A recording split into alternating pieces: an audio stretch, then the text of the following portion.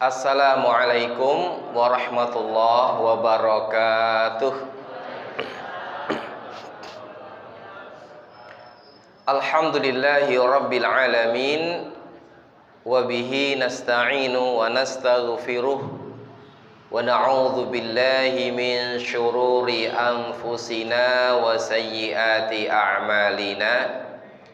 May yahdihillahu fala mudhillalah wa may yudlil fala hadiyalah.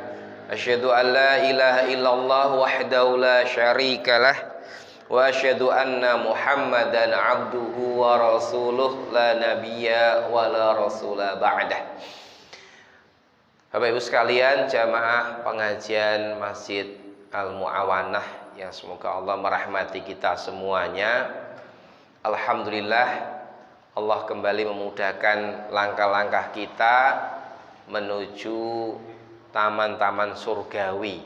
Kalau bahasa hadisnya, Nabi bersabda, "Idza marartum biriyadil jannah farta'u."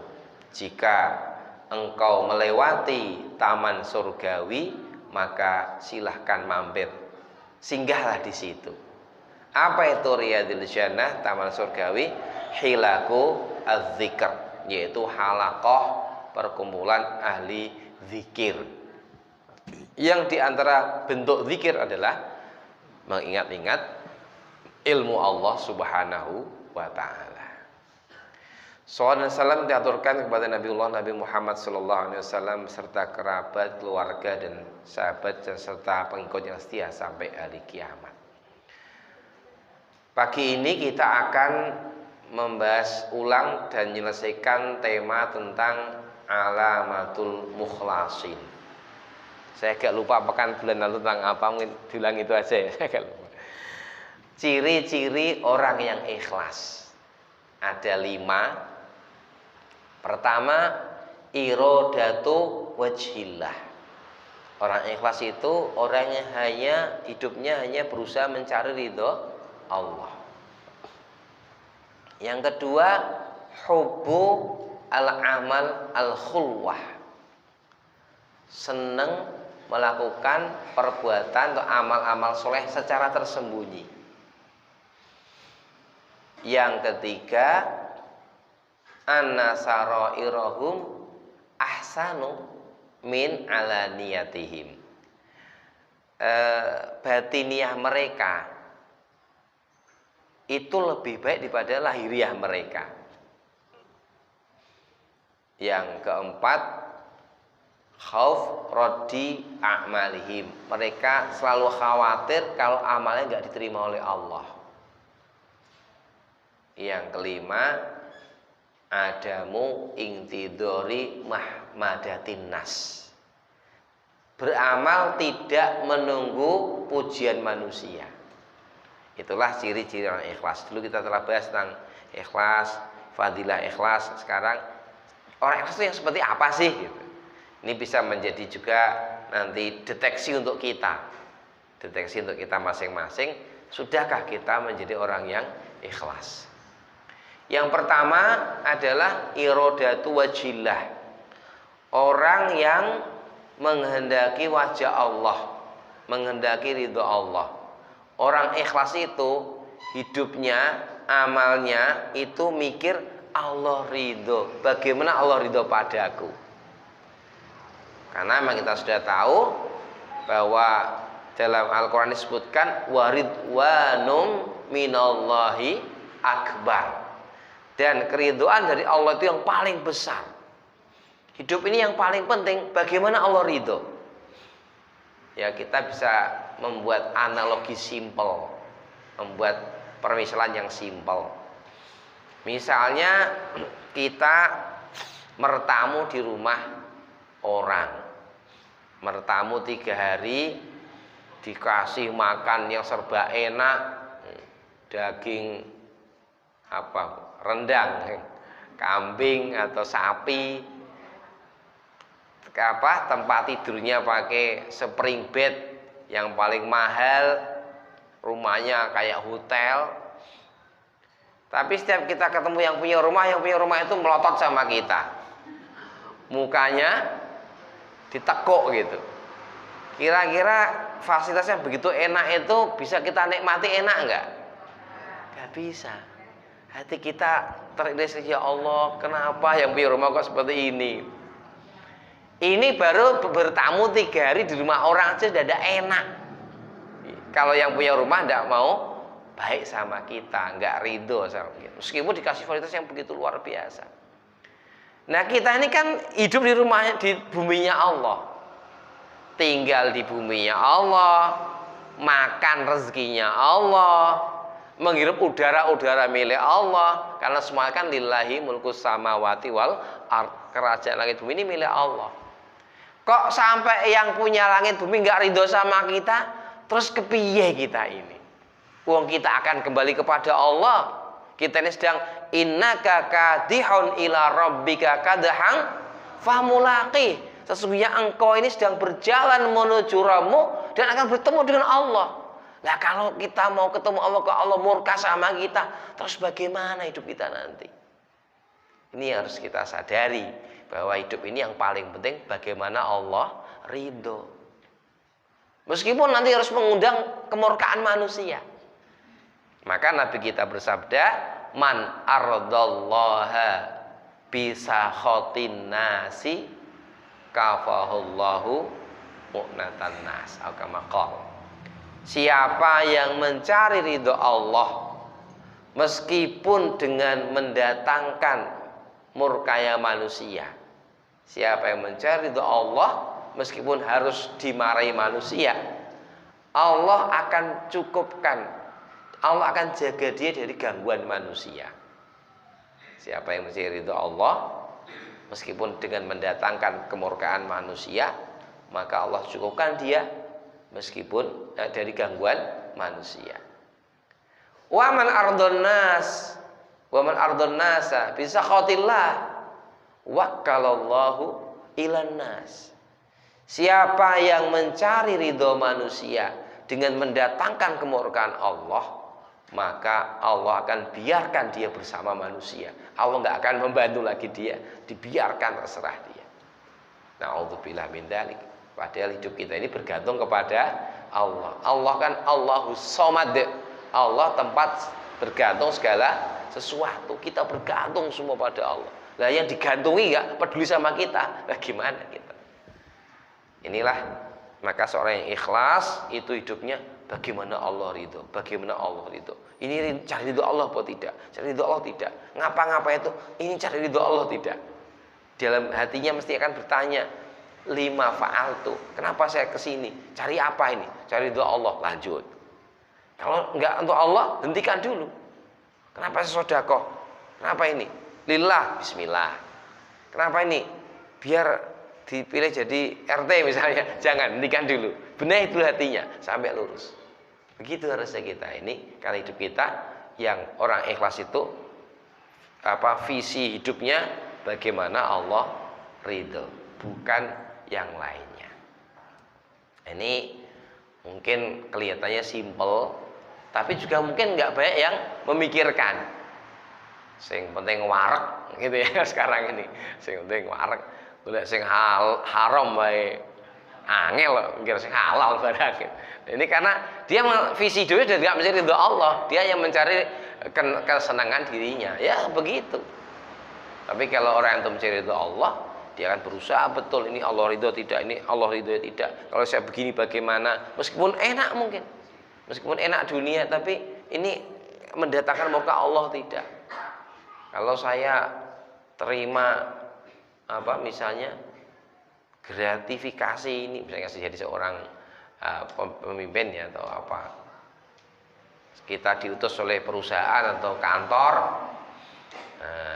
untuk ngurusi perusahaan atau kantor, sudah digaji, dikasih uang saku dari perusahaan atau kantor, pulang-pulang ditambahi tips oleh yang kita datangi supaya damai misalnya. Kalau kita seorang peneliti, Pak, ini ada sedikit oleh-oleh untuk anaknya, dibuka, 10 yuto gitu. Ini kan nggak ada yang tahu, di saku aja aman. Tetapi kalau dia itu cari ridho Allah, dia sadar ini gratifikasi. Dalam Islam nggak boleh. dia harus nanti kasihkan kepada pimpinannya. Pak, ini ada titipan dari itu 10 juta. Lek pimpinannya, gomrene, jangan kau ambil. Ya dikasihkan aja. Lho kan aku sedikit Pak, masa diambil jenengan itu. Tidak bisa. Itu contoh ya. Kan sering terjadi gitu Pak ya, Bu ya. Dalam kerja-kerja itu kita diutus oleh sebuah perusahaan atau kantor, kemudian ada itu tips-tips itu harusnya jangan diambil oleh pribadi. Itu namanya gulul, nggak boleh dalam Islam. Dulu kan pernah terjadi itu kan, Nabi Muhammad SAW ngirim petugas zakat. Petugas zakat itu dikasih hadiah. Langsung nemuin Nabi, ya Rasulullah, iki zakatnya ini nih hadiah yang dikasihkan untuk aku. Nabi langsung apa-apaan bilang seperti ini. Apakah kalau dia tidak saya pekerjakan tinggal di rumah orang ngasih hadiah-hadiah? Nah, ini artinya itu namanya gratifikasi, harus diserahkan kepada perusahaan atau pimpinan yang menentukan. Maka di pondok itu Pak, kalau ada hadiah dari saya sudah sebagai pimpinan, saya sudah menyampaikan kalau makanan sudahlah dimakan. Kadang-kadang ada wali ngasih hadiah kepada wali murid, wali kelas itu ngasih pisang, ya sudah, asal nggak santrek makan dewi, ini santrek dibagi-bagi. Tapi kalau sudah kasih uang mesti mereka laporan ke saya, Ustaz, saya dikasih uang 300.000, gimana? Ya nanti kebijakan terserah pimpinan. Kalau saya bilang sini uangnya untuk pondok, ya mereka nggak boleh sakit hati. Tapi kalau saya udah yang separuh untuk pondok, yang separuh untuk antum, untuk sedekah pondok, silakan. Tergantung pimpinan. Itu contoh-contoh kasus saja ya kehidupan. Bahwa kita ini harus hati-hati betul. Hidup ini kan ada banyak godaannya, godaan duit, uang, dan macam-macam. Itu kalau nggak hati-hati kita kadang melupakan ridho Allah, melebihkan kesenangan diri kita. Maka seorang yang mukhlis, yang ikhlas itu, dia pokoknya yang di benaknya itu bagaimana Allah ridho, bukan yang lainnya. Maka Nabi kita, insya Allah ada contoh yang bagus ya. Beliau ketika sedang habis dakwah dari Taif itu kan ditolak itu Pak ya. Bukannya ditolak, dilempari batu anak-anak muda. Seorang Nabi datang dilempari batu, kurang ajar betul ini penduduk Taif waktu itu. Sampai beliau kakinya berdarah-darah. Sahabat Zaid bin Harithah yang menemani juga berdarah-darah dilempari batu. Kemudian istirahat di sebuah kebunnya Utbah bin Syaibah dan Rabi' bin Syaibah kalau tidak salah, orang kafir.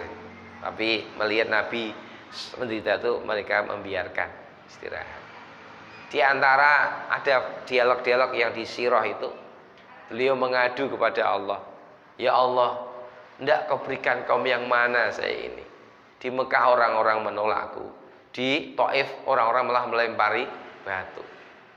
Tetapi ya Allah, Nabi menguatkan azamnya. Tetapi ya Allah, asalkan engkau ridho padaku ya Allah, la ubali.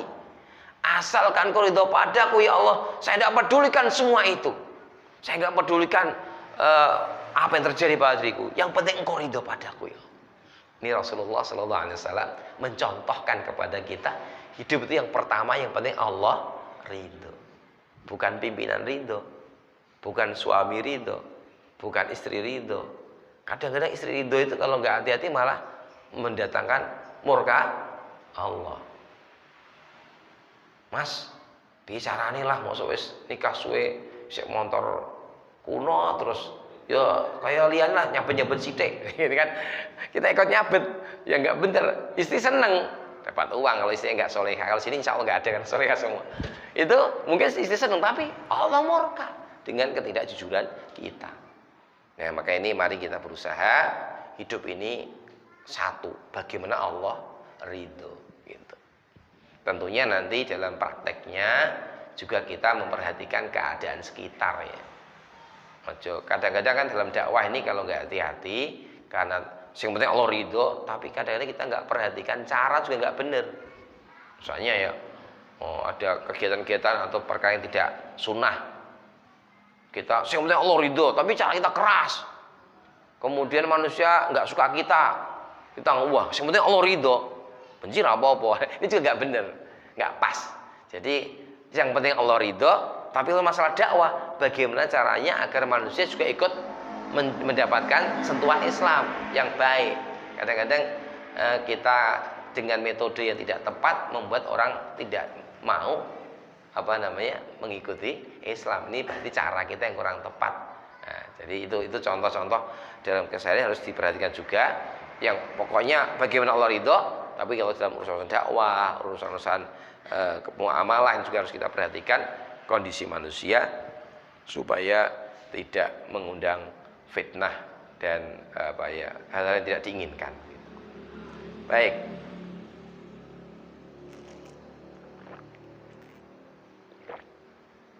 Itu yang pertama. Yang kedua tadi apa? Hubbu amalil khulwah. Suka beramal secara sembunyi.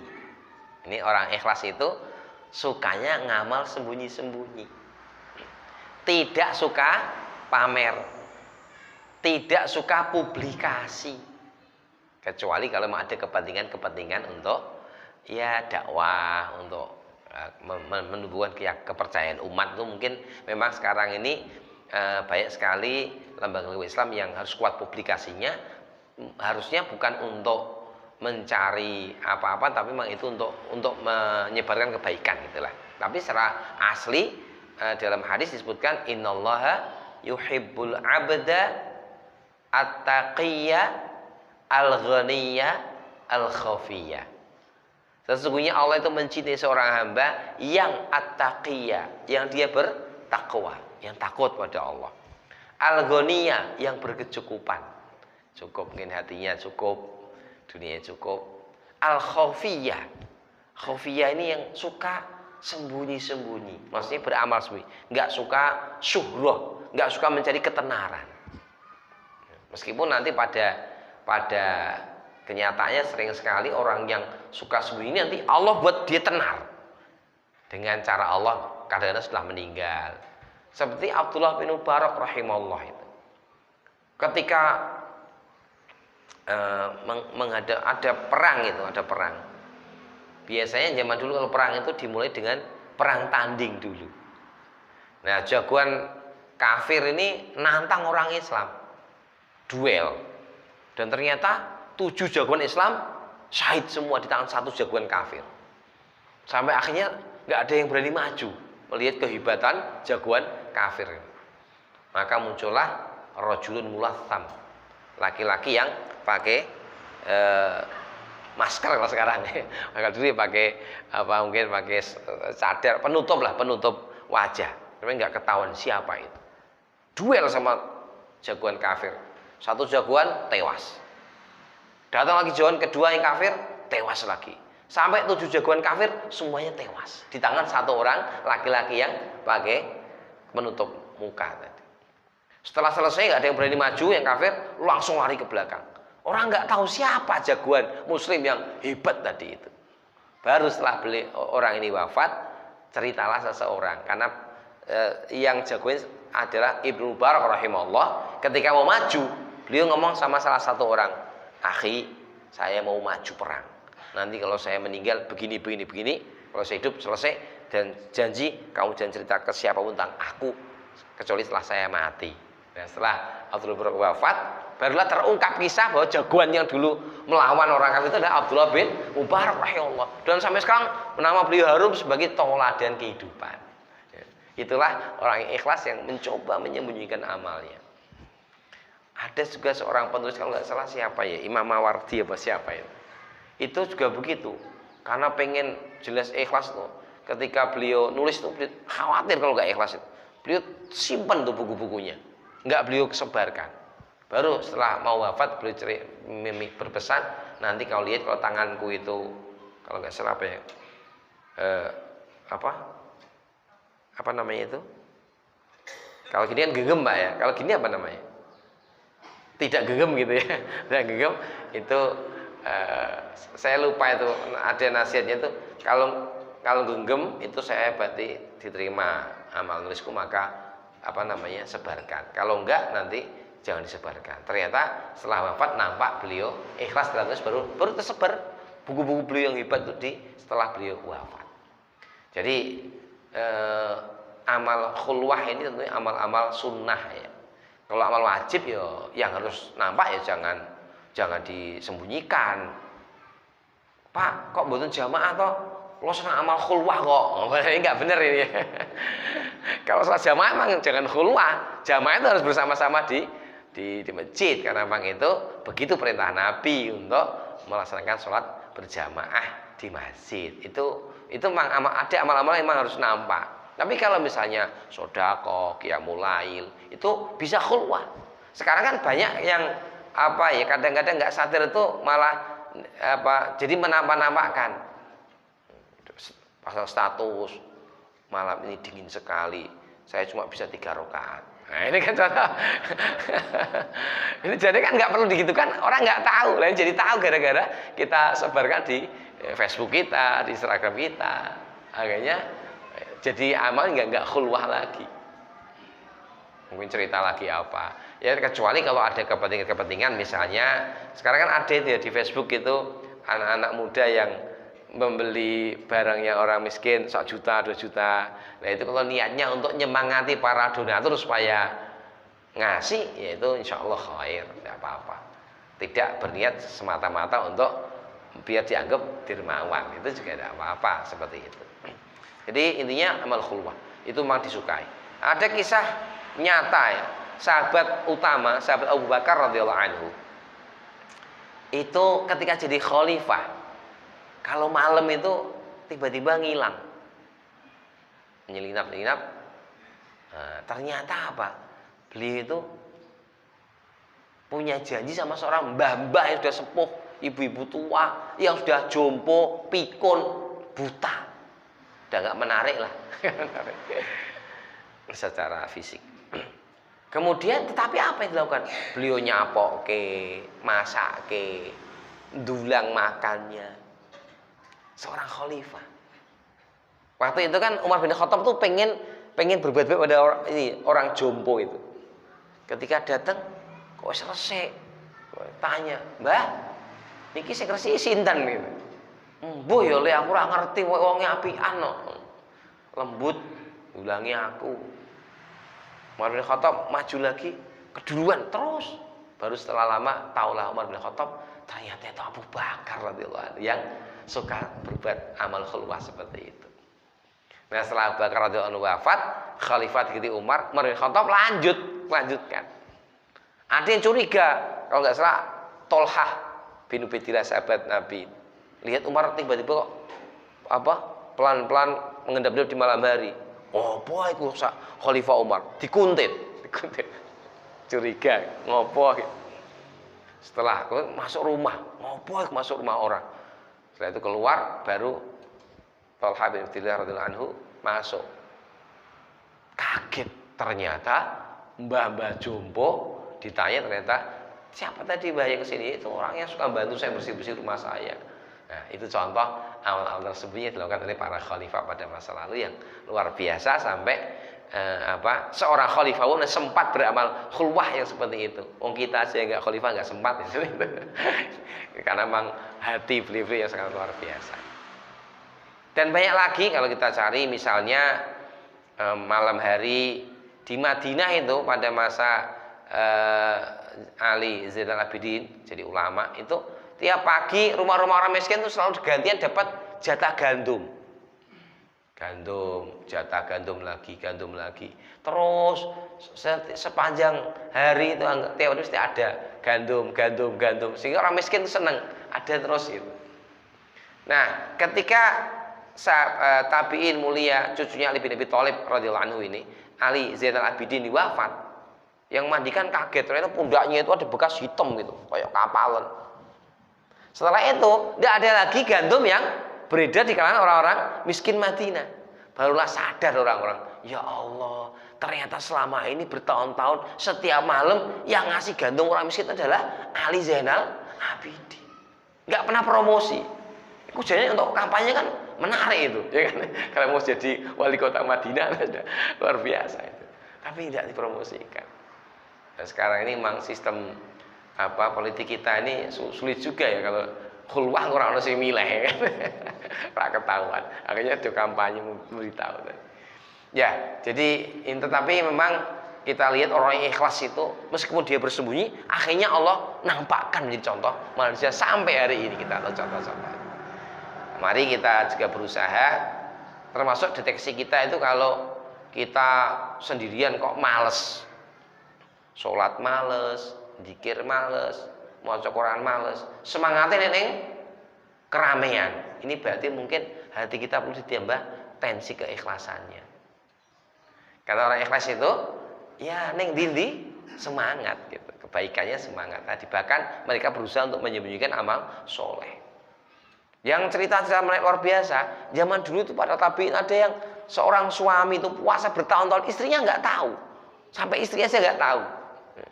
Suami ini kalau pagi berangkat pagi dibuatkan sarapan istrinya, dibuntel ke sarapan. Tiba pergi di tengah jalan dikasihkan fakir miskin karena dia puasa. Sorenya datang dari kerja menjelang maghrib, terus makan bersama istrinya saat sudah adzan. Bertahun-tahun seperti itu, istrinya nggak tahu kalau suami itu ahli siang. Demikian pula ada laki-laki yang takut pada Allah, dia nangis sambil ditidur itu dia nangis. Sampingnya istrinya. Tapi istrinya nggak sadar kalau suaminya sedang nangis, takut pada Allah. Ketika istrinya lihat, kenapa mas? Lagi pilek, gitu. Nggak tahu kalau suaminya ini seorang yang sangat takut sama Allah Subhanahu Wa Taala.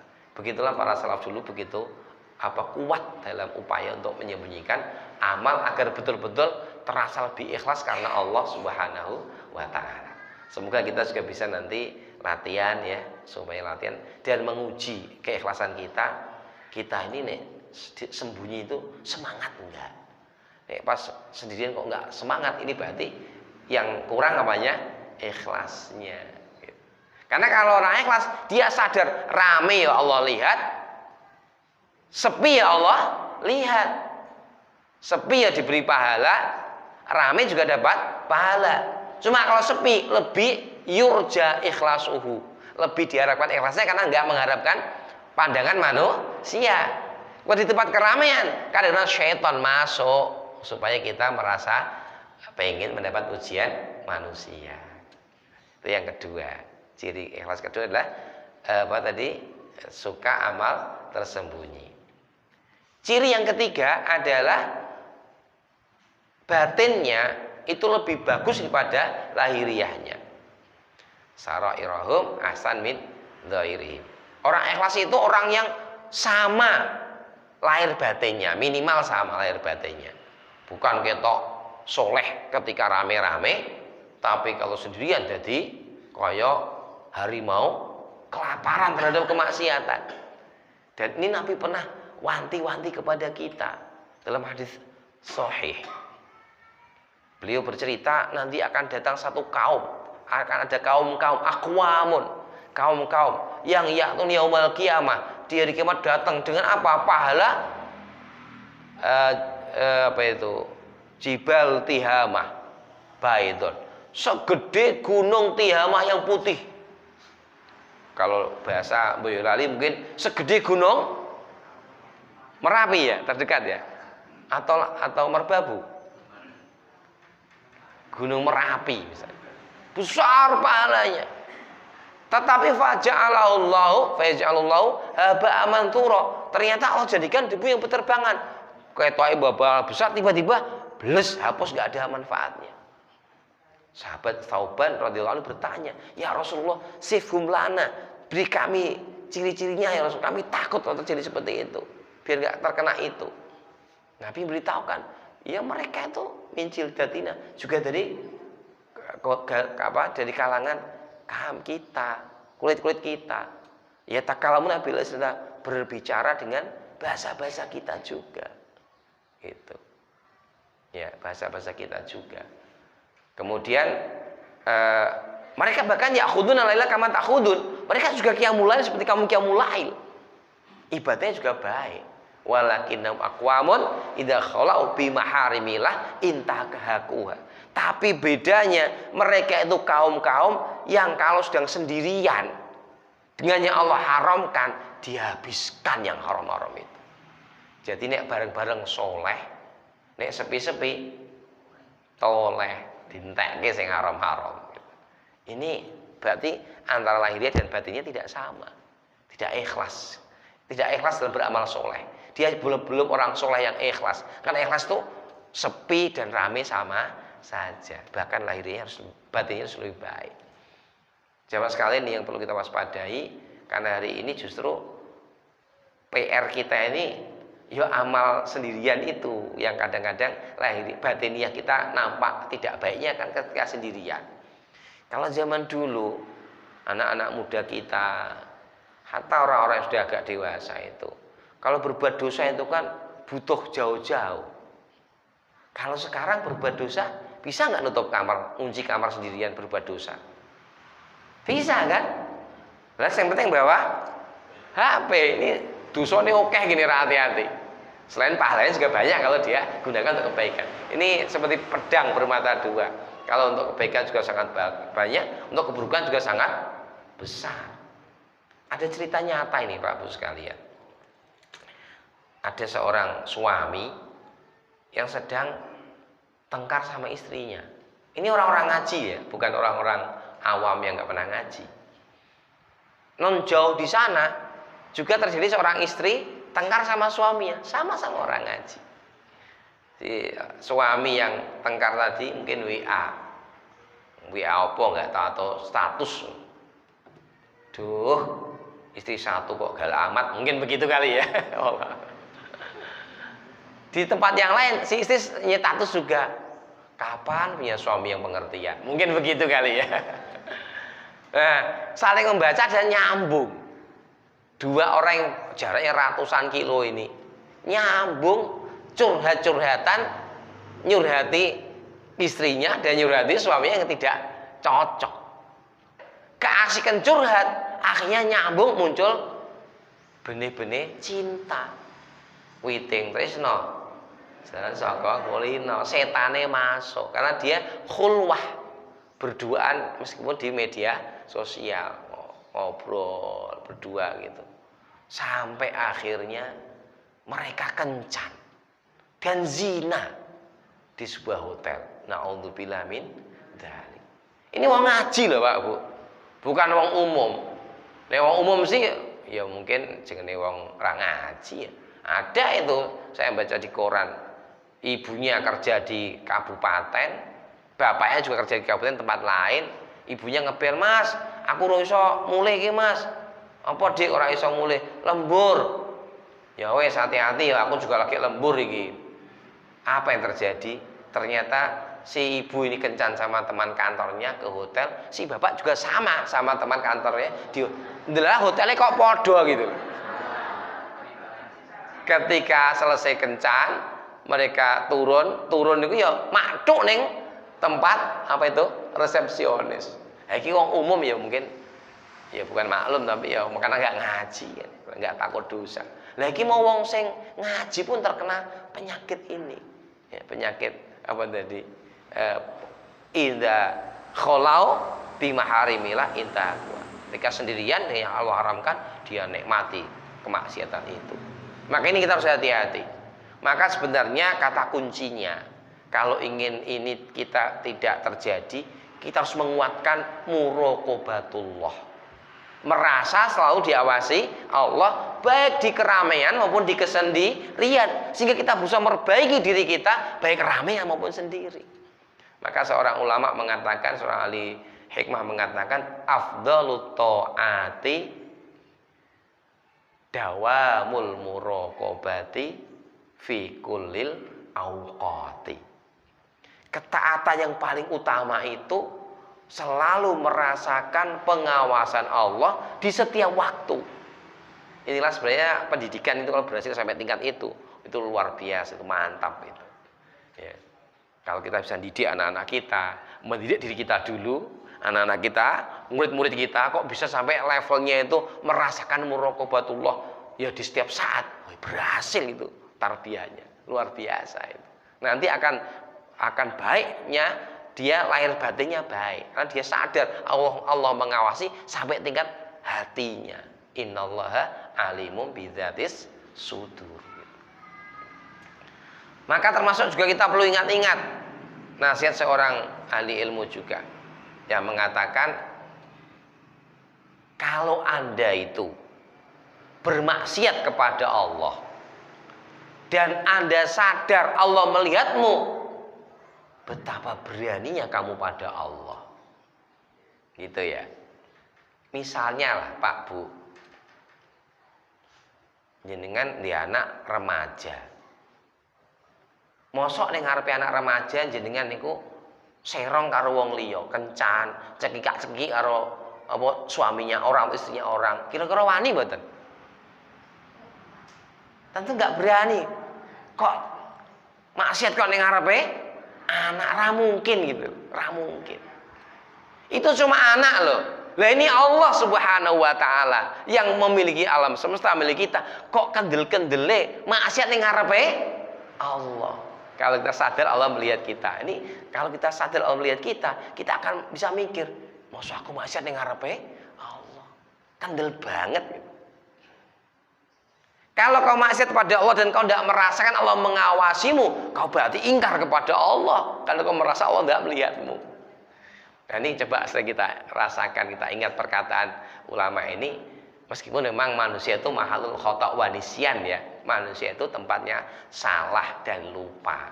Tapi bedanya dengan ahli yang tidak baik hatinya. Sehingga baik hatinya itu menjadi hobi. Hobinya berbuat maksiat. Ada waktu, ada kesempatan maksiat. Ada kesempatan maksiat. Dia menikmati.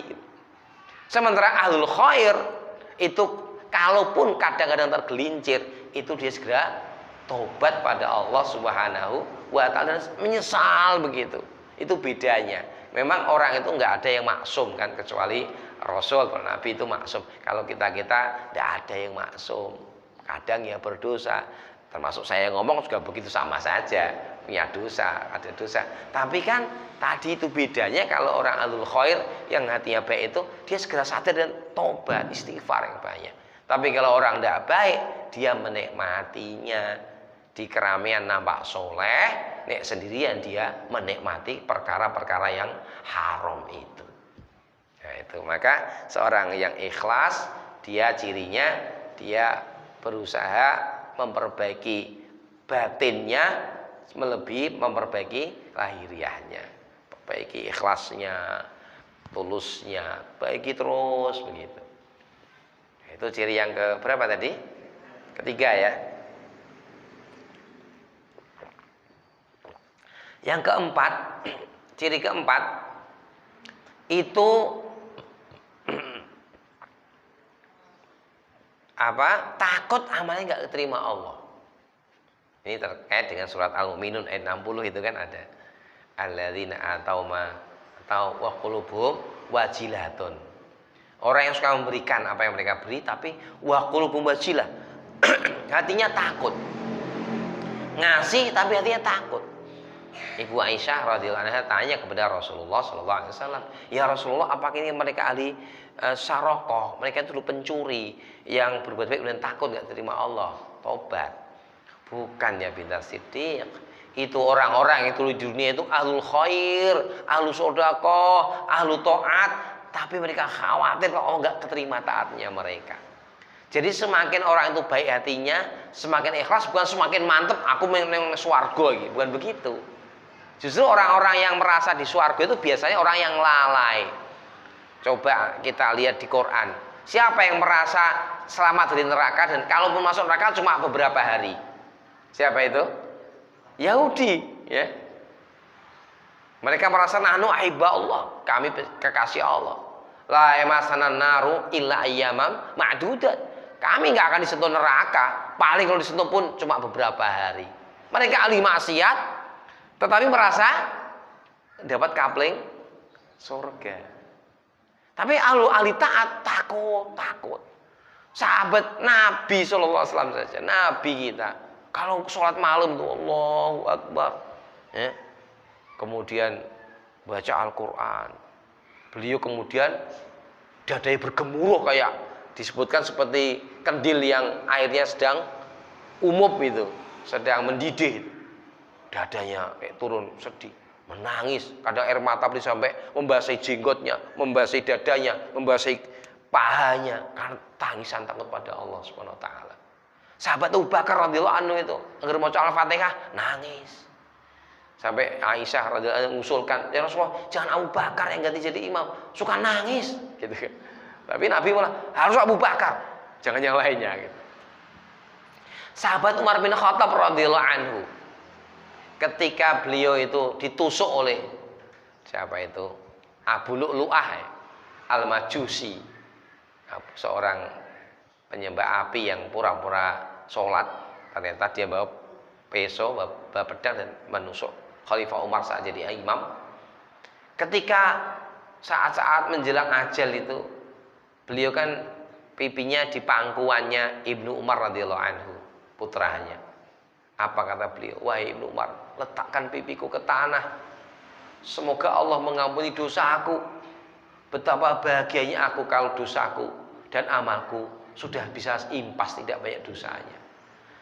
Sekali berkhalifah Umar yang dijamin masuk surga, yang disebut sebagai Al-Faruq, pembeda hak dan batil, yang amalnya begitu dahsyat, ya, tapi tidak merasa kemudian surga ya aku, enggak gitu ya. Sampai beliau masih takut, semoga Allah mengampuniku, letakkan tanganku aku di tanah biar Allah memaafkanku dan mengasihaniku. Saya berharap sekali amal-amalku bisa menutup dosaku. Orang-orang yang ikhlas, yang soleh itu malah begitu. Dia tidak merasa sudah ngantongi amal yang sangat banyak, tapi dia merasa ini tombol roda kurang, sehingga dia selalu semangat beramal soleh, karena dia nggak tahu mana yang Allah terima, dan dia tidak akan pernah meremehkan amal sekecil apapun, karena kadang-kadang yang kecil itu malah dibuat Allah besar karena keikhlasan kita. Kan kita tahu ada hadis Nabi masuk surga gara-gara apa? Menyingkirkan duri dari jalan, gara-gara ngasih minum seekor anjing. Itu kan amal-amal ringan, tapi karena keikhlasannya kuat, akhirnya Allah menjadikan itu sebagai wasilah dia diampuni Allah. Maka seorang yang soleh, yang mukhlis itu tidak pernah merasa aman, sudah punya banyak tandon pahala, tapi dia terus beramal karena dia sadar dia nggak tahu mana yang telah Allah terima untuknya kelak di akhirat. Tidak pernah puas beramal kebaikan. Itu orang-orang yang ikhlas itu selalu beramal dan tidak pernah merasa aman, dia sudah jaminan surga. Sehingga akhirnya ya terus beramal soleh dan berharap pada Allah dan khawatir kepada Allah, harap-harap cemas begitu. Itu yang keempat. Yang terakhir, kelima, adamu intidori mahmadatin nas. Dalam beramal tidak menunggu puja-puji manusia. Dia tidak dalam rangka mendapatkan applause manusia. Kalau belum ada ke situ dia nggak tertarik, enggak.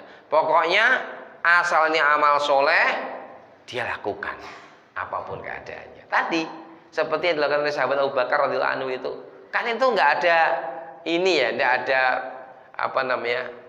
manfaat untuk duniawi beliau. Sudah khalifah, ada si ibu isik ngurusi mbah-mbah yang jompo tadi. Tapi itulah orang yang ikhlas seperti itu, mudah bergerak.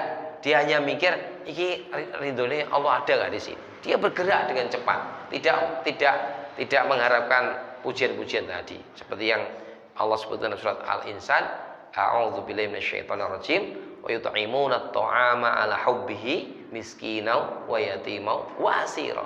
Innama nut'imukum liwajhillah la nuridu minkum jazaa'an wala syukura. Tidak pernah mengharap balasan dan terima kasih. Kita punya tetangga sedang menderita, kita nggak mikir, engko nek aku bantu dia gelem balas aku apa ora, nggak mikir gitu. Kadang-kadang dalam kehidupan bermasyarakat kan kita ini bantu itu hitung-hitungan ya kadang-kadang. Nek naruh beras sak kintal ya engko kudu balik sak kintal. Itu kalau di beberapa tempat itu masih begitu, Pak Bu. Jadi digawe itu malah mumet. Sing mumet tanggane kan dieling dhisik, wah kursi diutangi sak kintal kudu balik sak kintal. Pusing. Nah, ini kan contoh-contoh kebiasaan yang kurang kurang tepat. Kurang tepat karena memang aslinya kita disuruh ta'awun, betul. Tapi ya yang ikhlas. Jangan mengharap balasan kembali tadi. Bahkan sampai kalau yang kita baiki itu tidak balas ya tidak apa-apa. Sudah kok ikhlas. Seperti contoh itu loh, 3 orang yang bertawasul dengan amal solehnya. Kan diantaranya ada seorang yang gajinya karyawannya nggak diambil-ambil, terus dia kembangkan, dibuat modal, dibelikan sapi, kemudian berkembang, punya kambing ya, punya anak, belikan sapi, kebun. Jadi dari modal yang sedikit jadi banyak sekali. Tahu-tahu pegawainya datang, "Pak, gajiku mana yang dulu itu?" "Wah, gajimu itu tak kembang gitu, jadi kambing, sapi. Itu gaji saya semua hasilnya." "Iya." "Terima kasih, Pak, mau ambil semua." Jadi belas orang duwe terima kasih. Iku nek wong sing ora kuat ikhlas ya lara atine. Ora duwe apa namanya? Ra duwe ati wong sok dibantu dikembangke sak sen pun ora ninggali iki kan gitu. Tapi karena dia ikhlas, "Ya Allah, saya dulu membantu karyawanku karena Engkau ya Allah. Dia ambil semua, saya ridho dengan semua itu ya Allah. Tolong ya Allah kalau Engkau terima amalku, geserkan batu itu dari pintu gua ini." Allah geserkan karena dia ikhlas. Luar biasa itu. Makanya kalau kita bantu-bantu orang, ojo mikir-mikir, "Ya iki nek bantu kok apa jenenge? Hasilnya apa? Apa keuntungannya untuk saya?" Sudah, kita untungnya diberi ya Allah, diberi pahala Allah, itu aja untung akhiratnya. Dunianya jangan dipikir. Meskipun memang Allah telah memberikan sebuah kaidah, "Ya ibna Adam, unfik alaika." Anak Adam, infak kamu, aku akan infak kepadamu. Ya, cuma kita jangan mengharap balasan dari orang yang kita beri. Biar Allah, kita mengharapnya kepada Allah. Bila Allah yang balasnya, entah balasan akhirat, alhamdulillah, ataupun ada balasan di dunia ya juga alhamdulillah. Mengharapnya pada Allah. Sehingga nanti kadang-kadang yang memberi balasan itu Allah melalui jalan lain. Kita bantu tonggo, pas dia sakit, pas kita sakit, yang bantu orang jauh. Karena Allah gerakan hatinya untuk membantu kita. Misalnya begitu. Yang penting harapannya jangan pada balasan manusia, tapi hanya mengharap balasan dari Allah Subhanahu wa Ta'ala. Itu pun jangan terlalu banyak mengharap dunianya. Karena orang sing sodako itu ya lu yang Allah kudu kontan balik ya. Tak sodako mobil Avanza, mesti Allah ngasih aku mobil Innova misalnya. Sodako Avanza ternyata rantuk mutung. Piye to Gusti Allah iki? Nah, ini enggak benar. Jadi kita harus mengharap ridho Allah, mengharap pahala Allah, balasan akhirat Allah. Adapun ada balasan dunia itu namanya apa? Persekot, apa namanya ya? Ya bonus lah, bonus. Dan itu memang ada, terutama untuk dunia memang Allah telah menjanjikan bahwa mana kusomalun min sodakotin, tidak akan berkurang harta dengan sedekah. Unfik alaika, infaklah aku infak padamu. Nanti fahuwa yukhlifu, nanti Allah yang menggantinya. Nah, ini sudah kita yakin saja pada Allah nanti, tapi jangan kemudian nuntut mau Avanza kudu balik Innova, terserah Allah lah, yang penting kita sedekah karena Allah, nanti Allah yang mengatur semuanya. Begitulah orang ikhlas. Ciri-cirinya di antara 5 hal pokok itu. Mari kita berusaha untuk ngecek jiwa kita masing-masing. 5 ini jangan dijadikan alat checking keluar, jangan jadi alat tracking kemana-mana, tapi alat ngecek diri masing-masing. Jangan terlalu melihat orang lain, tapi lihat diri kita. Saya sudah begini belum? Kalau belum, mari kita benahi hati kita agar menjadi orang yang mukhlasin. Insya Allah di pertemuan mendatang kita akan lanjutkan dengan tema tahsilul ikhlas, cara menggapai keikhlasan. Mungkin itu teman sekalian yang kita bahas di kesempatan pagi ini. Semoga Allah Subhanahu wa Ta'ala memberikan kita kekuatan untuk menjadi hamba Allah yang mukhlasin, yang terpilih, yang hanya mengikhlaskan peribadatan kepada Allah Subhanahu wa Ta'ala semata. Walhamdulillahirabbil alamin. Saya kembalikan pada baca. Assalamualaikum warahmatullahi wabarakatuh. Bapak Ibu, mungkin ada yang ingin ditanyakan dari tema maupun di luar tema, untuk dipersilakan. Bismillahirrahmanirrahim. Assalamualaikum warahmatullahi wabarakatuh. Salam tuh. Yang ini saya tanyakan Ustaz, di era sekarang ini, era yang sistem yang ada ini Mas, orang-orang baik yang tidak dipromosikan itu akan kalah dengan orang-orang jahat yang dipromosikan, atau istilah yang kerennya itu pencitraan gitu Ustaz. Nah, jadi kalau kita melihat masa lalu di zaman sahabat itu kan, untuk jadi pemimpin, untuk jadi orang-orang yang berperan di masyarakat itu kan kalau nggak dipaksa kan nggak mau sampai dipaksa-paksa. Iya. Tapi sekarang kalau tidak dimunculkan itu tidak akan bisa diketahui masyarakat itu Mas saya. Iya, iya. Nah ini bagaimana? Padahal tadi ada istilah kita dari diam-diam. Kita lihat yang terjadi dulu pernah di rame-rame Ahok misalnya. Kalau pencitraan begitu hebat, hampir-hampir saja bisa menguasai negeri kita yang Iya. biasa gitu. Nah sekarang juga banyak, sehingga ada sebagian dari saudara-saudara kita yang dakwahnya ke sana, dan dia juga butuh supaya dikenal masyarakat ada pencitraan gitu. Gimana? Iya. Nanti itu sangat terkait dengan situasi kondisi. Kalau karena hari ini sistemnya itu harus dikenal ya, dikenal. Kalau yang penting niat intinya. Kenapa Anda pengen jadi pemimpin misalnya? Saya itu niatnya pengen jadi pemimpin supaya bisa menyebarkan rahmat Islam. Saya pengen negeri diridhoi Allah Subhanahu wa taala. Maka saya ingin pegang supaya tidak diatur dengan cara-cara komunisme misalnya, atau cara-cara kapitalisme, tapi cara-cara Islam yang rahmat lil alamin. Targetnya ke situ. Adapun caranya termasuk pencitraan, asal dia niatnya bukan semata-mata untuk menghebatkan dirinya, tapi dia terpaksa ke situ itu untuk menyelamatkan Islam wal muslimin, niatnya ke situ. Insya Allah ini bagian yang masih dalam wilayah bisa keikhlasan, karena ini perjuangan.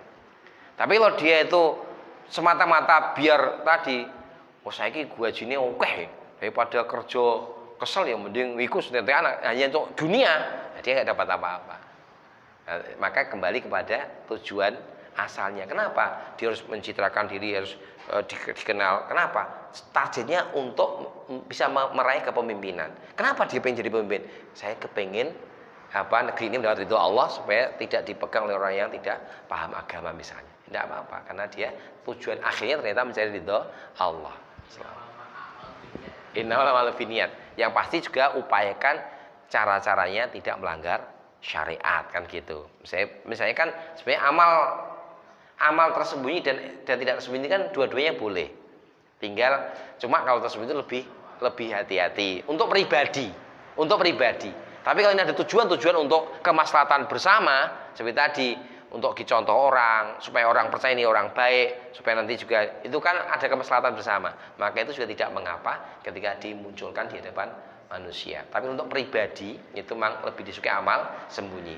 Maka bagusnya untuk orang yang seperti ini ya, dia seimbang, amal pribadi juga tetap ada, sembunyi, amal rame-rame ada untuk tadi mengangkat dirinya di hadapan manusia agar mendapatkan kepercayaan, karena targetnya kepengen memimpin dengan cara-cara yang islami, kan begitu. Allah a'lam. Yang lain? Nggih, Pak.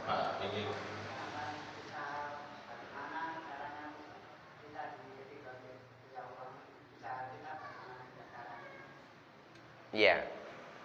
Cara agar Allah ridho itu ya dengan mentahqiqul ubudiyah, dengan melaksanakan peribadahan kepada Allah semata, dengan dua syarat dipenuhi, ikhlas dan mengikuti Rasulullah. Kalau ingin Allah ridho itu itu hidup ini, qul inna sholati wa nusuki wa mahyaya wa mamati lillahi rabbil alamin. Hidup ini, semua hidup saya ini hanya untukmu ya Allah. Ikhlas kepadamu. Dan cara saya beribadah kepada engkau ya Allah, mengikuti cara Rasulmu. Itulah dapat ridho Allah Subhanahu wa ta'ala. Gitu Pak, secara globalnya begitu. Sehingga nanti urusan-urusan dunia itu kan Islam ini kalau urusan dunia itu memberikan kelonggaran. Yang penting nggak haram, berarti itu Allah ridhoi gitu. Nah, maka termasuk urusan dunia jangan sampai melanggar hak larangan-larangan Rasulullah Sallallahu Alaihi Wasallam. Itulah insya Allah mendapat ridho Allah. Gimana mencari ridho Allah? Dengan melaksanakan peribadatan kepada Allah semata, ikhlas hanya ibadah padanya, hidupnya untuk Allah semata. Kemudian caranya itu cara Rasulnya. Itu insya Allah jalan mendapat ridho Allah Subhanahu Wa Taala. Radhiyallahu anhum wa radu anhu. Ini begitu. Gitu Pak. Simpelnya begitu. Allah. Anda mulai? Ibu. Moderator ya? Go. Ya. Bapak Ibu jamaah sekalian, demikian tadi pengajian kita di